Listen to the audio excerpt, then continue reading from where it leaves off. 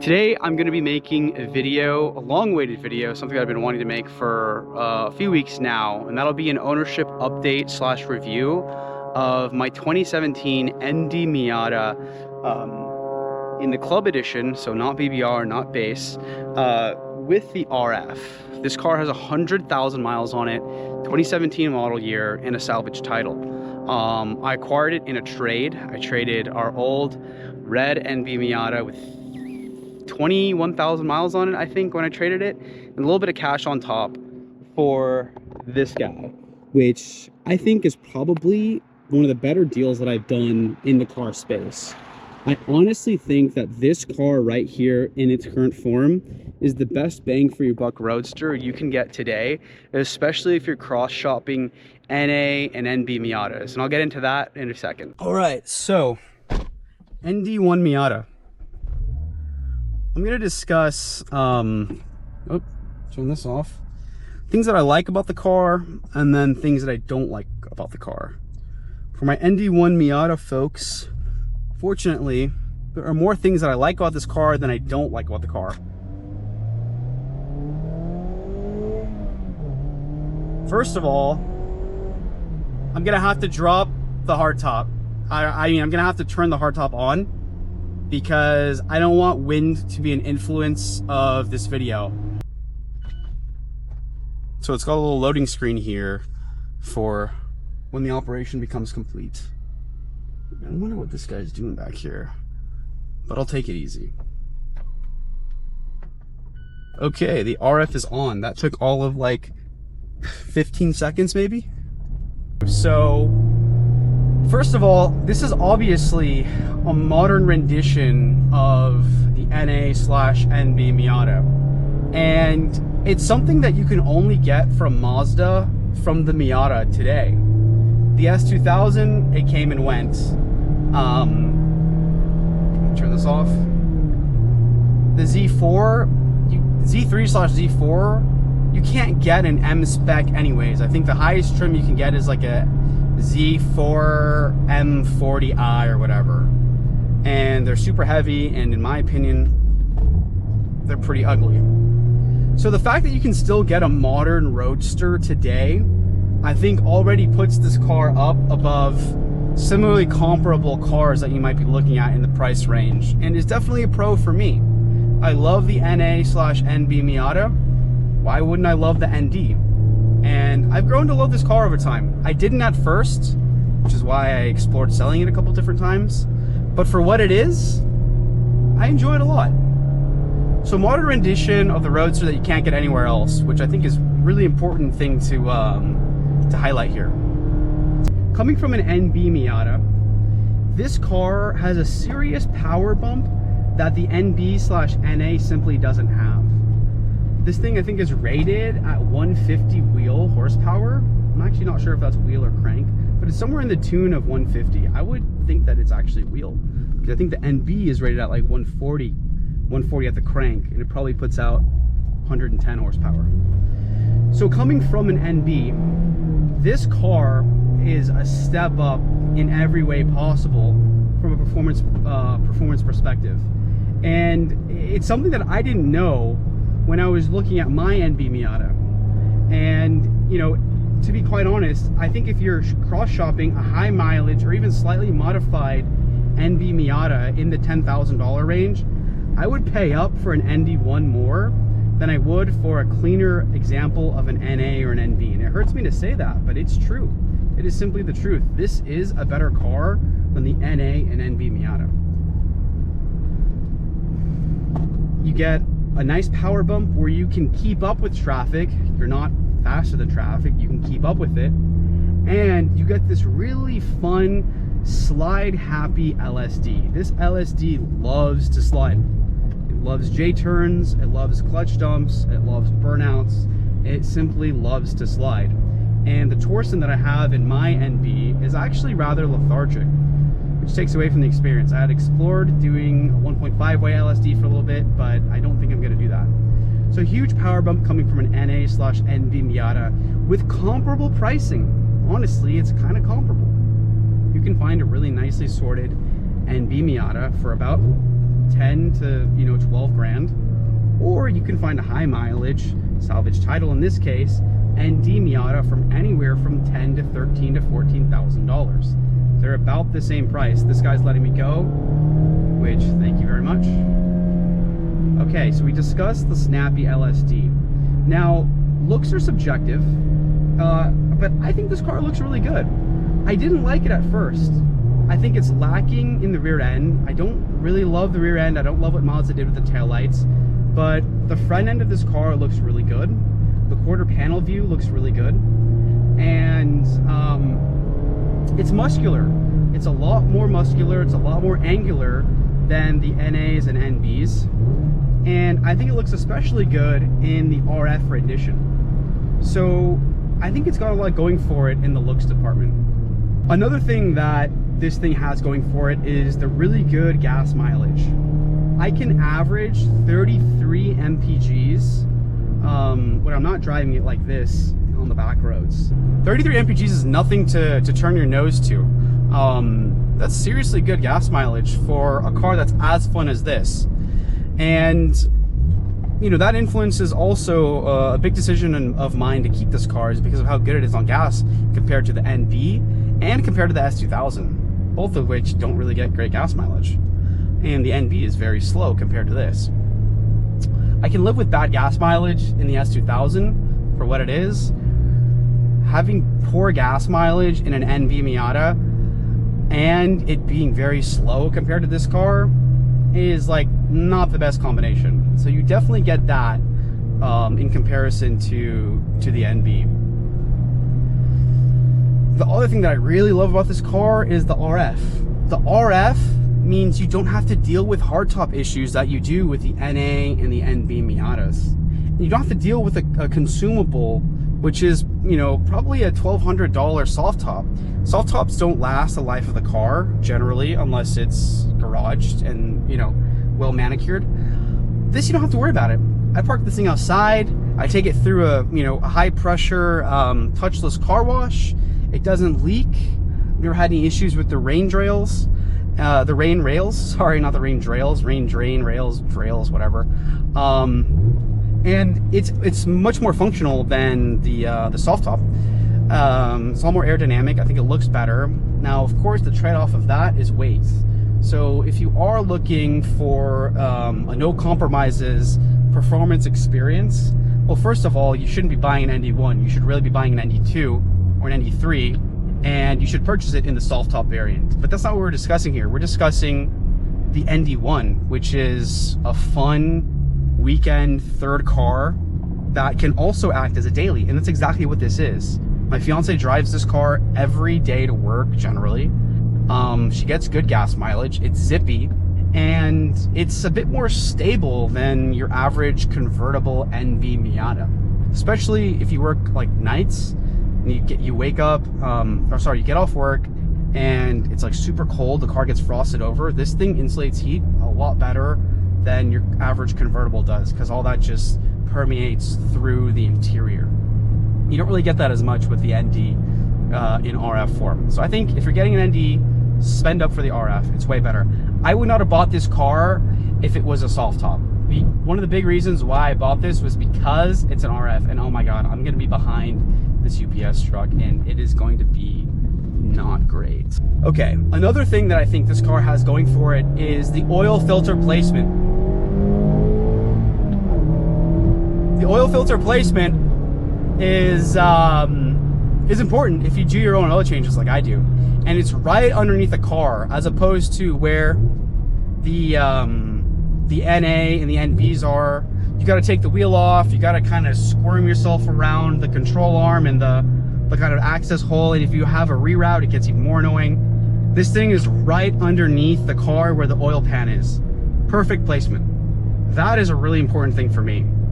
The Honda S2000 also has a really good oil filter placement. All those Honda engines, they are built to be serviced. They have really amazing oil filter placements compared to the NA and NB. And I'm not an NA or NB hater. I love my NB, but I have to admit, it has its weak points, especially when compared to the ND here. it's got a modern interior as well. I mean, this interior it's luxurious compared to, you know, the NAs and NBs of the world. I do love their interiors too. They're very nostalgic, but this is a really nice interior that you're getting compared to those cars. Luxury, right? That's kind of funny in a Miata, especially from a guy who used to drive E90 M3s. I've had 2 E90 M3s before, and I can't complain about the interior. I mean, dude, it's a Miata. It's good, it's modern, and it gets the job done. Got good dials, 3 focus dials here, a traction control on or off button, which is really great. The NA and the NB don't have traction control. It's always off. That's another thing that I think, you know, could influence your decision. You can drive it with traction control on and off. You do have a pretty nice interior. The other thing that okay, this guy's gonna let me go, I think. Yes, nice. All right. The other thing that I think is important is the fact that you can get these pretty cheap. This car, you know, you can get for anywhere from $10,000 to $13,000.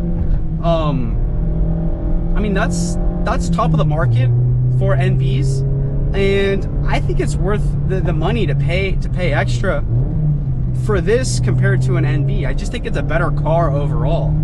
So these are pretty accessible as an ND1, and that's an important factor to consider when obviously getting into you know, a new car, is the purchase price and the kind of value that you're getting. And I think the value is definitely here. I think it's, like I mentioned earlier in the video, I think this is the best bang for your buck roadster you can get under, you know, 15 grand. I mean, I would say even car under 15 grand if you're really into like driving, right? If you're into like high horsepower cars or drifting or experiences like that, this may not be the right car for you.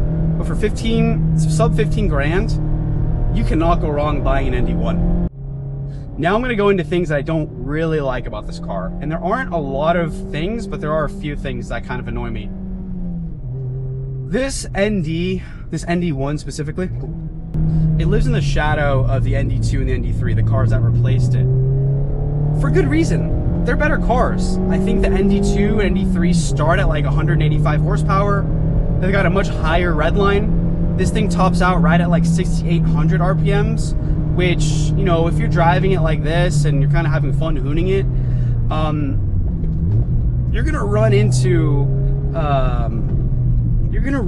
redline rather quickly, and it'll get pretty annoying pretty fast. That is definitely one thing that I don't like about this. I think my NB revs out at like 7,200 RPMs, and that, you feel that extra real estate. So, you know, that's definitely one thing that I think this car is lacking. In terms of the interior, I personally, with my physique, I don't fit very well in these seats. I'm 5'8", 180 pounds. I have kind of like an inverted triangle build, so, you know, I'm pretty, like, I would say generally muscular. I'm not a super skinny guy, and my shoulders just don't fit in this car. I feel like I'm sitting on top of the seats, and it's kind of annoying for me. It's a bit of an annoying experience to be in this thing. I haven't driven the BBR package yet, so I don't know what those Brembo seats feel like, and I feel more at home in a bucket seat anyways, but these seats, they make you desire a little bit more. So that's one thing that I personally don't like about this car, and I would implore anyone who's cross-shopping this car, obviously, to have that in the back of their mind when they're test driving or considering, you know, purchasing this platform. I think the NB seats are better than this, to be honest. So yeah, that's one thing that, you know, I don't necessarily love about this car. Another thing I don't love about this car, and this is kind of an easy one, but it's the electric power steering. And the reality is that you can't buy a modern car today with a manual rack. And I think there's a few reasons. Well, there's a bit of a trade-off for that. You know, the F80 M3s, the modern cars today that have electric racks, they're tuned well. This one, it leaves a bit more to be desired. I don't have great driver feel in this car, especially on the track. I don't feel like I'm super well connected to it because I don't spend a lot of time in this car. So maybe if I spent more time in it and more drives like this, my opinion might change. But I'll say off the jump, it's not something that this car has going for it, and that's the electric power steering rack. It's not amazing. But you get a stiffer chassis, you get a modern car, but you lose electric power steering. So that's something that, you know, if that's really important to you, consider that in your search. Another thing that I kind of mentioned earlier was the fact that you can keep up with traffic, but you're not as fast as traffic. I'm sorry, you're not faster than traffic. So that's something that kind of sucks. The ND2, ND3, I would imagine, are faster than traffic, marginally. But this car definitely is not. It's difficult to overtake people, especially going uphill on, you know, back roads like this. I just had an experience with the Tesla that I couldn't get around safely. So yeah, that's something that the ND1 doesn't have going for it. And I think the last thing, commenting on the powertrain, is the transmission is this car's Achilles heel. You know, that's something that if it goes, I think is worth, I don't know what transmissions cost from Mazda. Like if I can get like an ND2 or an ND3 transmission, I'd probably buy one because, you know, I think that these cars are worth investing in. But yeah, you know, I've heard things online about people being on like their third transmission with this car, which is absolutely insane. You'd probably have to look, if you're on your third transmission with this car, you'd have to probably look at your driving style and reflect a little bit more on who you are as a driver and how you're driving the car. But from what I know, this is its original transmission, 100,000 miles on it, and it works. It's a little notchy in the morning when it's cold, but so is my S2000 and so is my NB. So I don't really, you know, buy into the fact that like it's a horrible transmission. But if it goes, I'll probably end up replacing it because, again, this car is good. This car is really good for what it is. So, summing up my thoughts on the ND1 Miata. In the RF form with the LSD, I think this is the best bang for your buck Miata you can buy. I really do. I don't use this as my dedicated track car. I wouldn't use this as a dedicated track car either. I don't think the juice is worth the squeeze for the ND1. For the ND2, get a little rotation here. For the ND2, yes, totally. Great platforms with the soft top and even with the RF to be really capable track cars, really capable canyon cars. This car, for me, it's a third roadster, but it's a really good in-between of the NB and the S2000. It's modern, it's waterproof, it's got the RF, and it's got really good gas mileage, and it has an LSD. It really is the in-between of those two cars, which is why I love it so much and why I've struggled with the idea of selling it, and I've had a couple opportunities to sell it, but ultimately backed out. Because for what this car is, I think it's really good. I don't know if I mentioned this earlier, but I would even go so far as to say that if I had to do it all over again, I would probably buy this car instead of like this exact car, instead of the NBs that I've had. Because I think this car is a lot more performant off the gate. I think there's a higher limit that this car has than the NBs, even in highly modified form, that again, just make it a really good bang for your buck vehicle. So yeah, with that being said, you know, it's been 4 going on 5 months of this car. I've only put 2,000 miles on it, mainly daily driving it to work and back with my fiance. But yeah, I stand by saying that this is probably the best bang for your buck kind of roadster, lightweight momentum car that you could buy on the road. I definitely think it's better than the NA and NB cars, and I hate to say it, but I think it's true.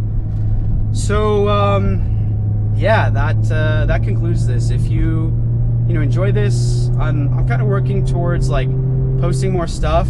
I really enjoy making this kind of content because it's the kind of content that I'd like to see.